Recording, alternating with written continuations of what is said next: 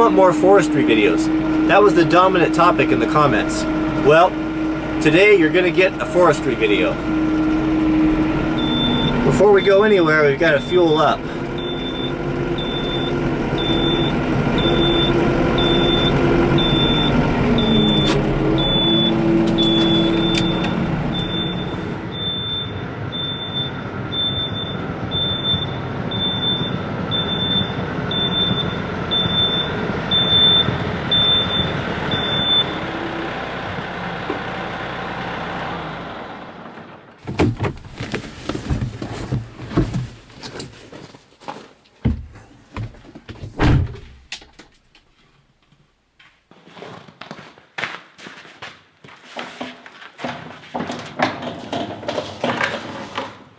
So several of you ask about how much diesel have I been burning, or how's the economy of the tractor.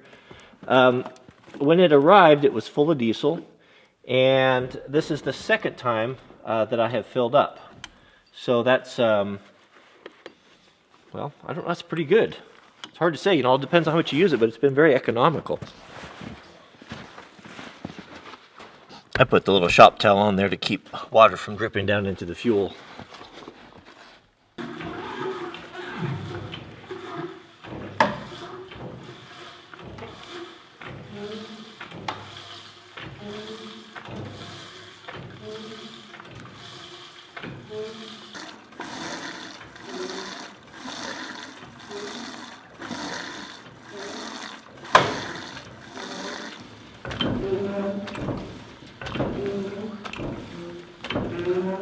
Now that is smart.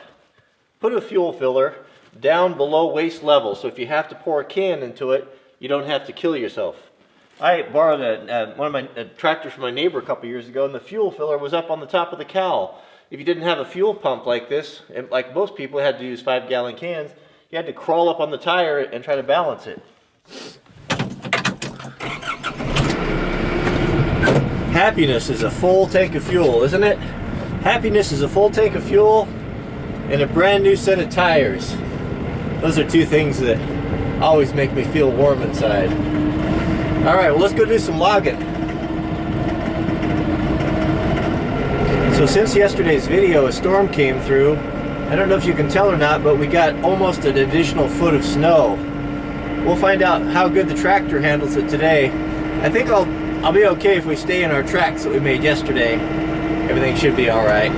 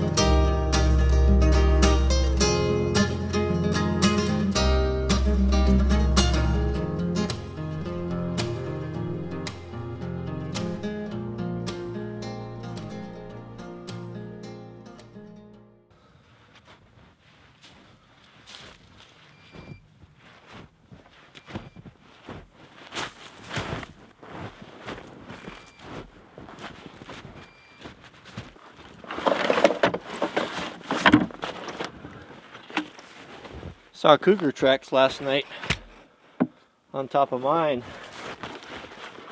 This video might get more exciting than I anticipated.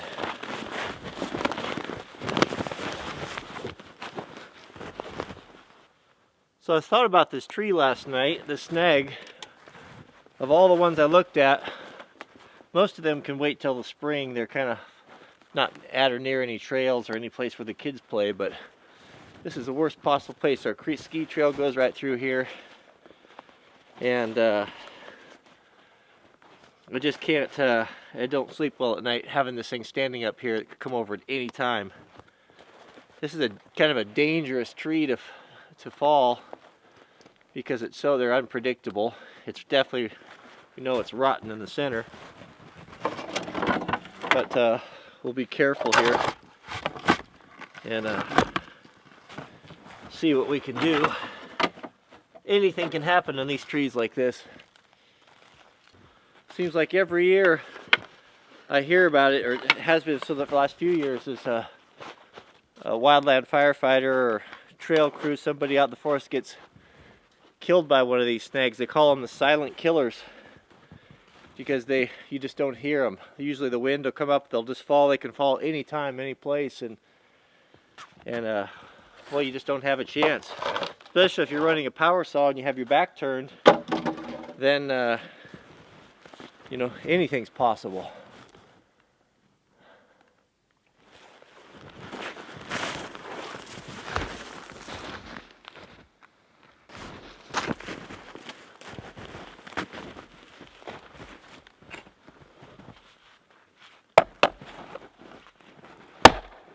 So I've heard it said by a lot of guys that the Husqvarna saws are better cold weather saws than Stills are, that they start better. I've had both, and I can't say that I don't know if I've ever ran a saws in real cold temperatures all that much. It's 11 degrees right now. This saw, I know it like the back of my hand. I know how it starts, and it always starts exactly the same. I guess we'll find out today. So there's quite a few questions about what do you do with a tree like this. It's a white fir, grand fir, doesn't make very good firewood, doesn't make very good building material. It's not my favorite tree, it's just my least favorite of all of them I have. But they do make great habitat trees. Now it's too tall, I don't want to leave it for a habitat snag, and it's so far gone I don't want to climb it and top it because it's so unpredictable. So what I'm going to do is I'm going to lay it down here. I'll show you here in a minute. An area right next to one that we laid down a couple years ago to be a habitat for critters. It's off the trail. It'll leach nutrients back into the soil. It gives all types of bugs and critters and things areas to hide, and I try to leave as many as possible. Some folks said we're worried about, you know, you shouldn't cut down all the snags because they're good for the forest. Yeah, that's right, and I do leave about 2 to 3 per acre, and I have 2 right here that I can see that are being worked on right now, the woodpeckers and all that. So this one here just has to come down. It's going to be a ground habitat snag. So when you're approaching a tree like this to cut, your work before you should take place well in advance as you're doing what they call a size up. We're taking a look at it. We're looking up above. We're looking for any asymmetrical limbs, any heavy limbs that are hanging on one side that might pull it away from where we want it to go. We're looking for loose limbs or widowmakers that might come down and hit us on the head. We're also looking where it's going to go. Is it going to jar something else loose? Is something going to come back at us? Because once that tree is in play, it's not over till it's on the ground. Even when it's on the ground, things are not over. There's still things shifting and moving up in the trees, and that's what will kill a lot of people. So I'm looking for needle cast. That's going to tell me the health of the tree. I'm looking for, does it have mushrooms on it, as we saw this one here does. Those are all bad signs. It tells us we have a tree that is compromised inside. Does it have a hollow sound to it? Or is it solid? Well, also as we're cutting, going to be feeling with the bar, feeling the consistency of the wood. Do we go in and we're cutting firm wood, and do we hit the center of the heartwood and it goes in and real easy, like it's a mushy or punky or feel like cork? Those are all signs that there's no integrity of the tree. If you run into things like that, stop, reassess, and it might be you need to do something different. But we're going to go really slow here, take our time.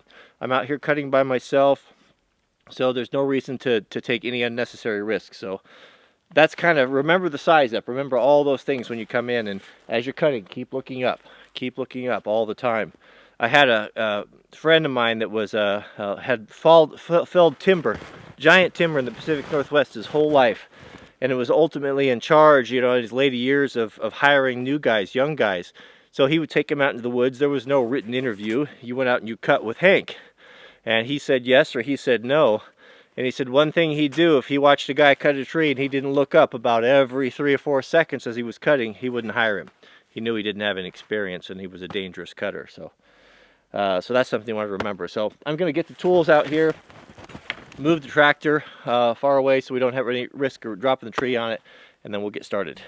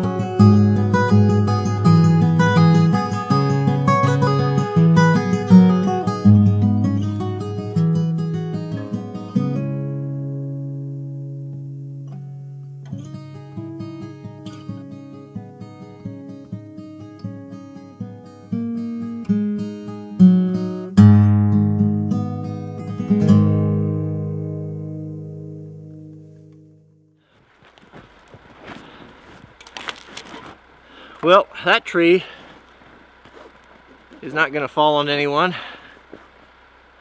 Had to reassess my wedging technique there. I kind of came in at the sides and it was too small of a tree and I couldn't get enough lift on it. So I reassessed it, brought him back out real carefully.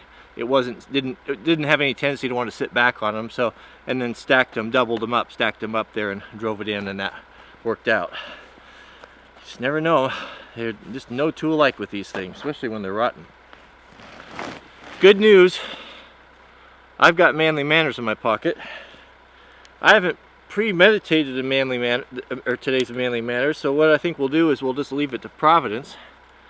Manly Manners, if you're joining us from as of late, if you're a new subscriber, is a little book written in 1913 about giving guidance to us men on how to treat our wives and how to ultimately make everyone happier.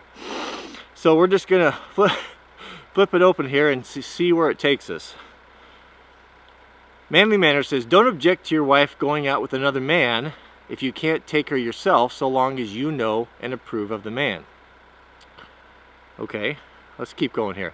Don't imagine your wife never wants to see another man than you. However nice she thinks you,